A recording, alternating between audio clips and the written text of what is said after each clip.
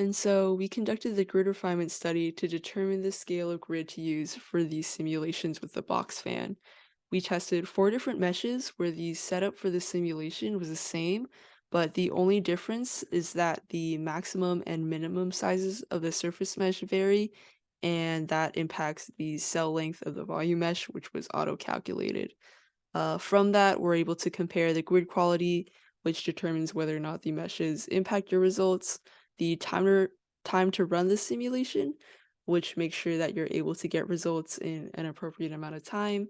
And again, you're able to see if the mesh impacts quality based off of the temperature and velocity data that we record at the very end. So in terms of quality, you can see the table on the right. It has a couple uh, different indicators for that.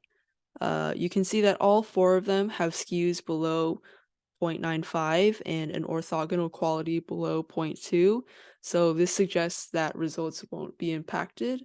The coarse, medium, and fine mesh take under a minute to generate, but the super fine mesh takes around 6.5 minutes. This is to be expected. It has around 6 times as many cells, making it a lot more intensive to compute. Um, this we determined was a little bit too expensive for us. When we continued the simulation or putting in the settings for the simulation, it took around half an hour to initialize, so we decided not to run the simulation and only consider the coarse, medium, and fine grid sizes. So here are the results. We ran each test for around 2 to 2.5 hours. You can see that the medium and coarse mesh are able to compute at around the same speed, but the fine grid size takes around 3 times as long. Again, this isn't ideal, but we also want to consider the results from each simulation. So the plots at the bottom, they show the convergence results of the grids. Since all of them we stopped prematurely, none of them were able to converge, but we don't see any noticeable differences between the 3, suggesting that this factor is grid independent. For the results of the simulation, we have the data for the fine mesh here. Initially, it kind of looks okay, but you'll see that both parameters are physically impossible to achieve. The velocity is in the millions when the inlet speeds were defined at 7.2 meters per second.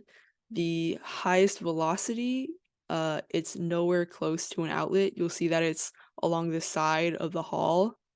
And in for the temperature plots, the walls they were set to 313, but the max temperatures they approach around 400 Kelvin. And you're not able to observe the effects of the inlets. Those large scales, they make those changes in temperature and velocity that we expect to see. Um, they totally get blended in together.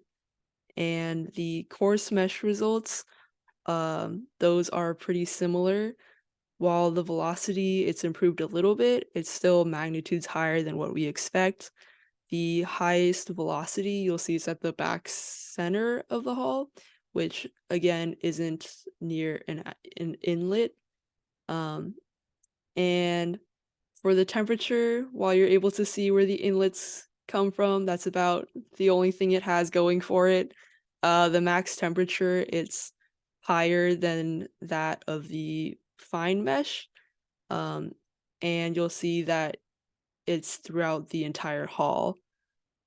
Um, so the media mesh, it looks a lot better. The values fall within the bounds defined in the setup, and because of that, the scales, you're able to pick up on the effects of the inlets and the lighting. You'll see the figure at the bottom, we had the plane intersect one of the rows of the inlets, and you're able to see that the max velocity is centered at the inlet sources, and you're able to see the air coming from them. Sim Oh, similarly, for the temperature plots, the heat concentrations are along the walls and inlets, and Yeah, the inlets are supplying cool air.